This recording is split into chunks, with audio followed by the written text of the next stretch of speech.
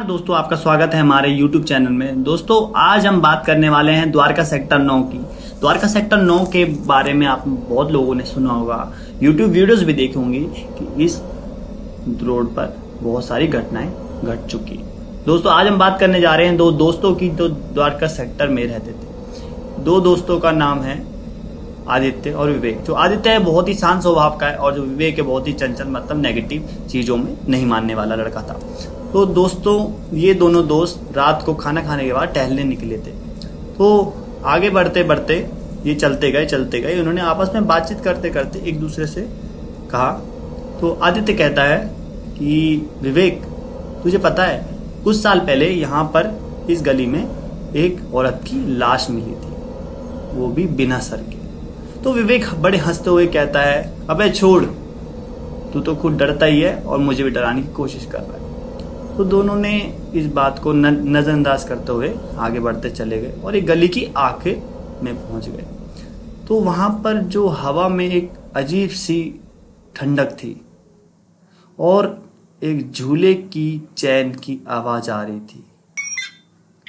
तो झूले की चैन की आवाज सुनते सुनते एक औरत की अजीब सी हंसने की आवाज सुनाई पड़ी धीरे धीरे। तो आदित्य वहीं रुक गया। आदित्य ने कहा, सुन विवेक, तुझे किसी औरत की हंसने की आवाज आ रही है? तो विवेक ने ध्यान लगाकर सुना। तो विवेक क्या सुनता है कि एक औरत की अजीब सी हंसने की आवाज आ रही थी। और विवेक कहता है, हाँ भाई, सही में एक कोई औरत हंस रही है। ऐसा लग रहा है कि कोई हमें छुपकर देख रहा है और हंस रहा है। तो धीरे धीरे ये एक गली के आखिरी में एक मकान था जो सालों से बंद था। अब ये उस मकान की ओर चल पड़े। विवेक जो था वो बहुत ही चंचल किस्म का था। उसे बहुत ही क्यूरियोसिटी रहती थी कि आगे चलकर देखेंगे और उस मकान तक जाते हैं। जो आदित्य था वो बहुत ही शांत स्वभाव का डरा हुआ लड़का था। तो उसने विवेक को मना करते हुए कहा कि नहीं विवेक, मैं नहीं जाऊंगा, तुझे जाना तो जा। अब दोनों आगे इतना चलकर आए थे तो दोनों को जाना ही था। तो विवेक ने आदित्य का हाथ पकड़ा और उसे उस मकान की तरफ ले चल पड़ा।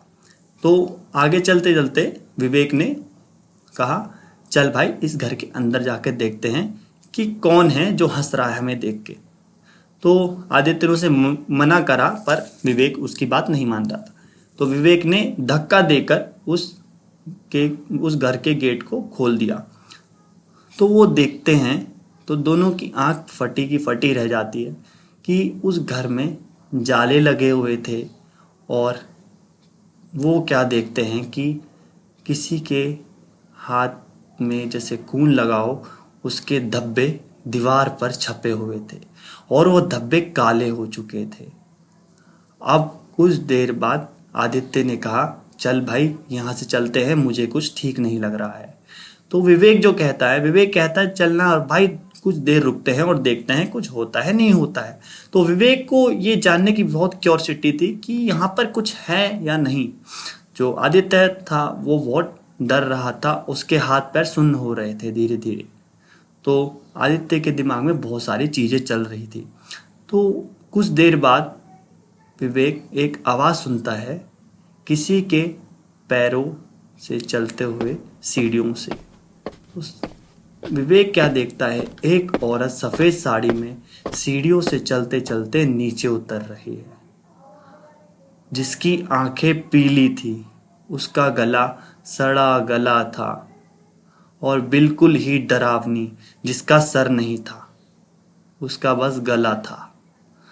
अब जो औरत आती है नीचे उतरते उतरते, आदित्य वहीं रुक गया। आदित्य सुन्न पड़ गया बिल्कुल। तो विवेक ने कहा, आदित्य चल भाई यहाँ से, अब मुझे नहीं रुकना। आदित्य वहां से नहीं हिल पा रहा था। आदित्य ऐसा लग रहा था कि आदित्य किसी के वश में हो चुका है। अब दोनों दोस्तों ने वहां से निकलने की कोशिश करी पर उनका कुछ पता नहीं चला। अगले दिन द्वारका सेक्टर 9 की गली में बहुत भीड़ लगी थी। तो द्वारका सेक्टर 9 की गली में भीड़ लगने की एक ही वजह थी जो हमने आपको अभी बताया कि द्वारका सेक्टर 9 गली में उस दिन फिर पुलिस आई, तो पुलिस ने जांच करी तो वहां पर सिर्फ एक लड़के की लाश मिली, जो था विवेक। अब जो दूसरा था आदित्य, उसकी कोई अता पता नहीं था। तो इसका मतलब यह है कि जो डरता है वही मरता है।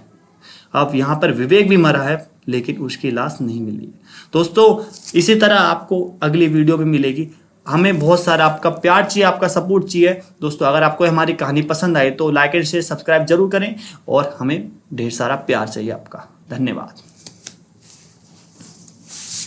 बहुत बढ़िया।